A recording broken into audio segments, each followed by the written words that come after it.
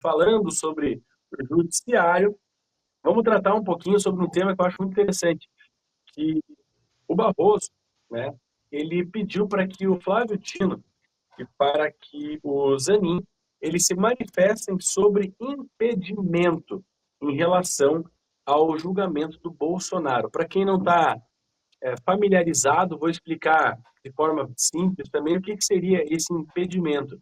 Os juízes, isso vale até para a comarca em que você mora, eles em alguns momentos eles podem se declarar suspeitos ou impedidos. Impedidos é quando ele tem critérios objetivos para que ele não possa participar do julgamento, seja promotor, seja juiz, mas que ele não possa figurar naquele processo justamente por parentesco. Ah, meu pai é réu num processo crime que eu sou promotor. Você está impedido, entendeu? Você não pode participar, por lei.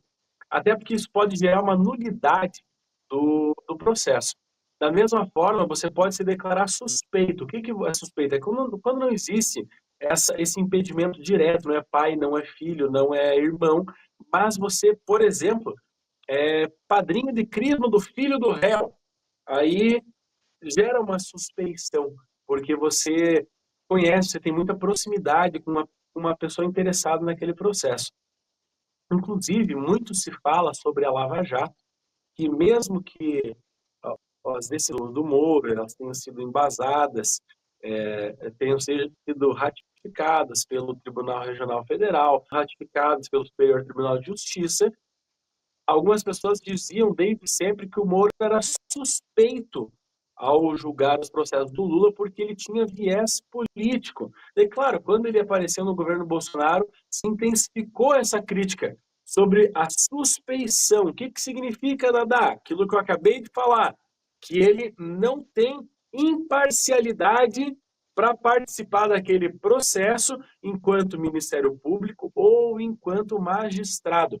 E o que o Barroso pediu para que o Dino e para que os Zanin se manifestem é nesse sentido. Por quê? O Flávio Dino ele já disse que a reencarnação de Satanás na Terra era o Jair Bolsonaro. O cara vai julgar um processo. O Zanin, ele é ex-advogado pessoal do Lula. Como é que esse cara vai processo? Claro, você pode estender isso. Outras pessoas, como a Carmen Lúcia, que foi indicada pelo PT e pelo Fux também, mas nesses dois é uma questão muito específica.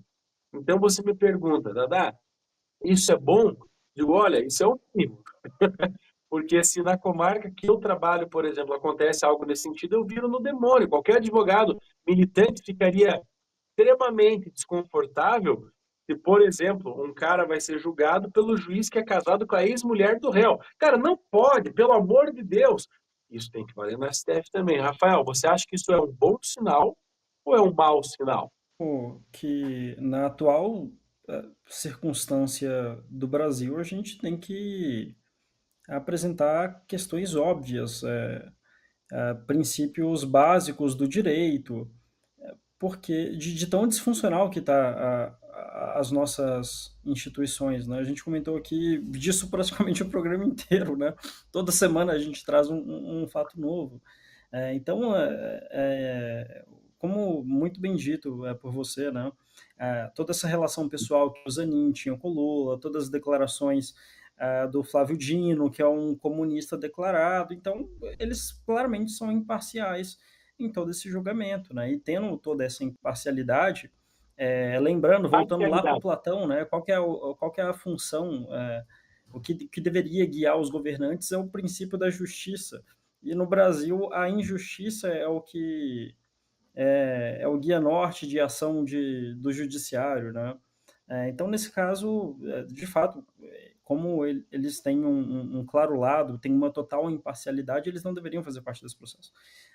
E o Brasil ele precisa restaurar urgentemente uma normalidade das instituições, porque é toda essa oscilação do STF que tem causado uma bagunça tremenda no nosso país, né? Então a gente tem que trazer de volta uma estabilidade política para a gente começar a discutir coisas que de fato o país precisa, porque com toda essa confusão de perseguir opositores, de tornar quem eu não gosto inelegível, de arquivar inquéritos contra amigos, traz uma situação onde o país fica preso